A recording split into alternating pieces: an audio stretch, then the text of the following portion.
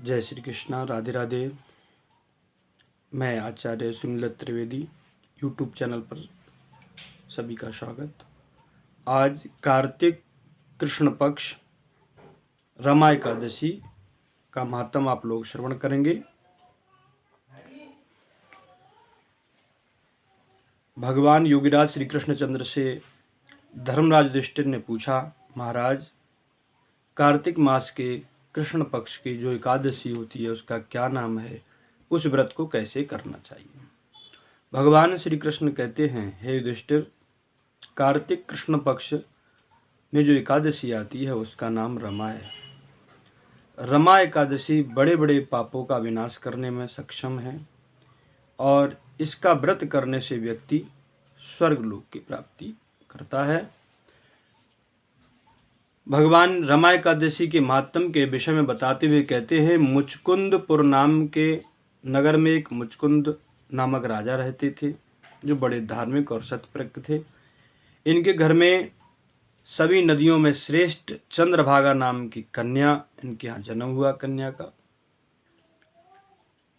उसका विवाह शोभन नाम के राजकुमार से हुआ। एक बार शोभन अपने ससुराल यानी कि मुचकुंदपुर में आए हुए थे। उसी समय दशमी के दिन इन्होंने देखा कि संपूर्ण नगर में एक जो है ढिंडोरा पिटवाया जा रहा है। राजा के द्वारा ये सूचना दी जा रही थी कि कोई भी व्यक्ति कल रमा एकादशी है, भोजन नहीं करेगा। जब ये बात राजकुमार शोभन ने सुनी, अपनी पत्नी चंद्रभागा से बोले, देवी, मैं तो एकादशी का व्रत रहता नहीं हूँ, कल भोजन बनेगा नहीं तो मैं कैसे रहूँगा।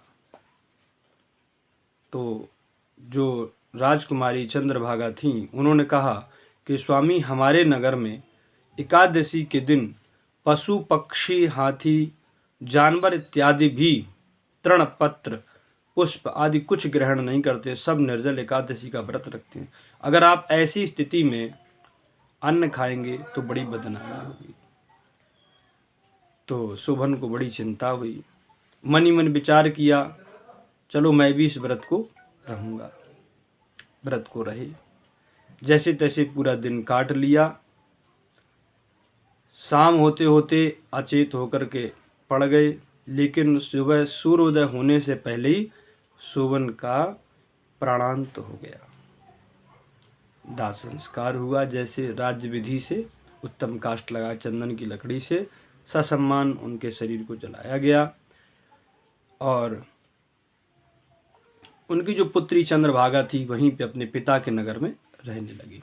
प्रेम से बोलो जय श्री कृष्ण। उधर जो इनके नगर के एक ब्राह्मण थे और बड़े विद्वान, हरिभक्त, भगवत परायण, उनका नाम सोम शर्मा था। इन्हीं ने चंद्रभागा का विवाह भी कराया था।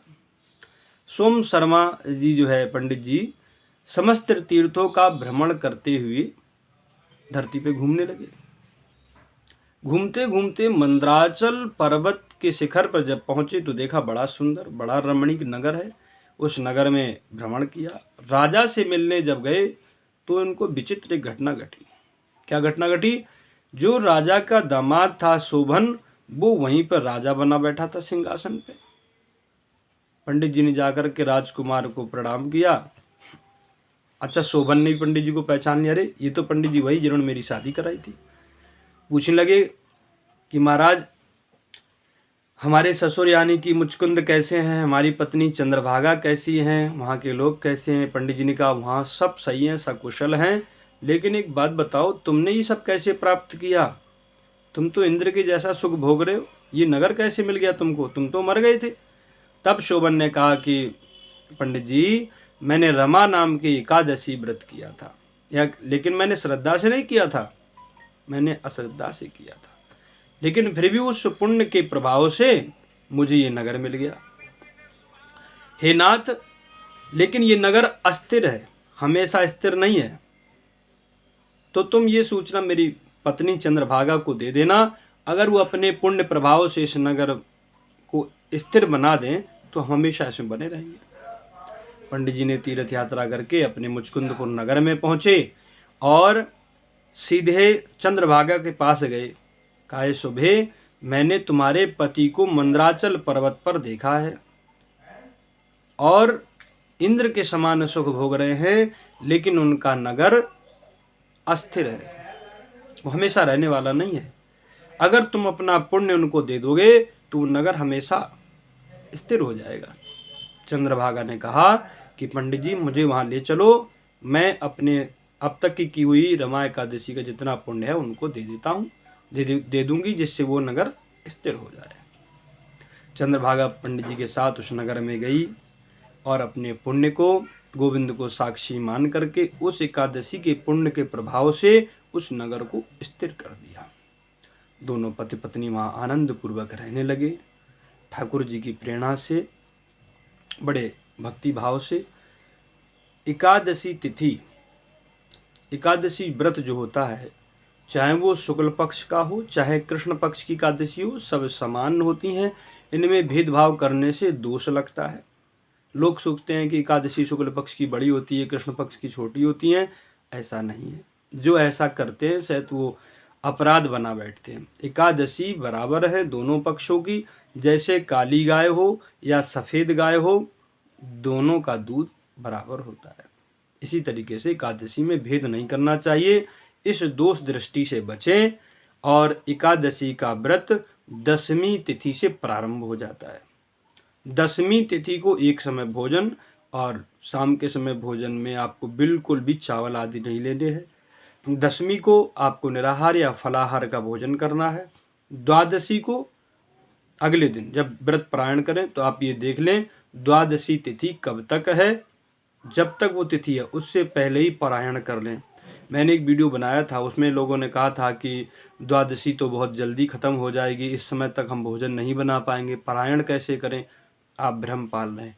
पारायण में ज़रूरी नहीं आप भोजन करें, आप जल पी करके भी पारायण कर सकते, अपना व्रत खोल सकते हैं और उसके बाद फिर आप भोजन कर लें, कोई ऐसी बात नहीं है।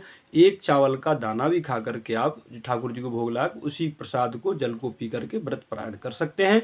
इस तरीके से अपने एकादशी व्रत को करें। एकादशी व्रत में रात्रि जागरण का बहुत महत्व है। जब जितना हो सके उतना जगना चाहिए और शाम को एक दीपक ठाकुर जी पर जला दो जो रात भर जलता रहे। भगवान का नाम लेते हुए अपने आप को भगवान के चरणों में चित्त लगाते हुए समय को बिताना चाहिए। जितना हो सके उतना करना चाहिए।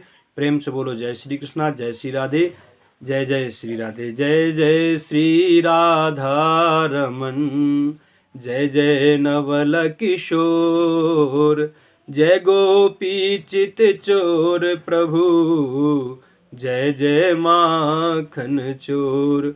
बोल बंसी वाले की जय, राधा रानी सरकार की जय, एकादशी मैया की।